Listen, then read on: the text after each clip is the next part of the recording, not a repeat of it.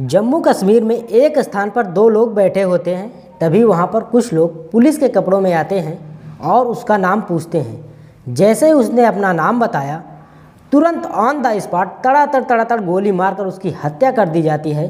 और उसकी पत्नी से कहता है कि तुझे मैं इसलिए छोड़ रहा हूँ ताकि तू मोदी से बता सके। नमस्कार दोस्तों, आप देख रहे हैं क्राइम कहर का यूट्यूब चैनल।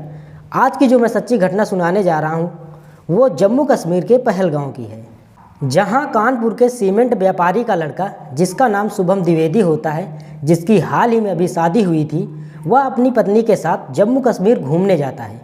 घूमने के क्रम में उसने सोचा कि कुछ खाया पिया जाए और उन दोनों ने मैगी ऑर्डर की।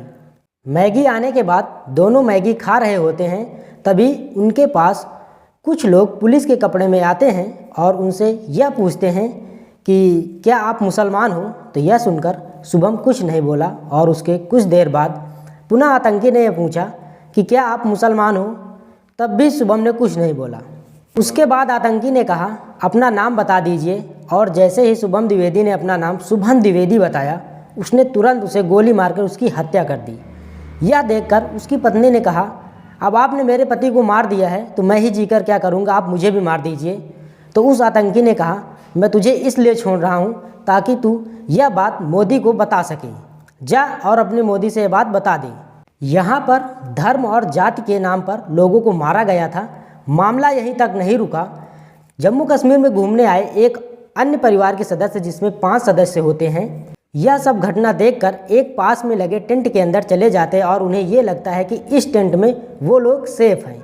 लेकिन कुछ ही देर बाद वहाँ पर कुछ लोग जाते हैं और उनमें से उसी ग्रुप के सबसे बुजुर्ग आदमी, जिसका नाम संतोष होता है और उसकी उम्र लगभग 54 वर्ष होती है, उससे एक आतंकी कहता है चौधरी तू बाहर आ।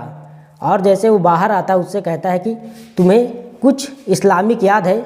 तो वो पहले से ही डरा हुआ था, सहमा हुआ था, उसे कुछ नहीं समझ आया और उतने में ही पहली गोली उसके सर पर मारी जाती है, दूसरी गोली उसकी पीठ पर और तीसरी गोली उसके कान पर मारी जाती है।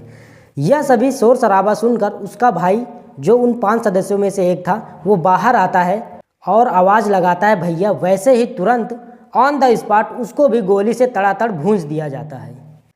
अभी तक लगभग 28 लोग मारे जा चुके हैं, जिनमें से एक इजराइल का, एक इटली का और जो अन्य हैं वो भारत के अन्य राज्यों से हैं। पुलवामा अटैक के बाद यह दूसरा सबसे बड़ा आतंकी हमला माना जा रहा है। हालांकि भारत सरकार ने ये आश्वासन दिया है कि जितने भी आरोपी हैं उन्हें बख्शा नहीं जाएगा।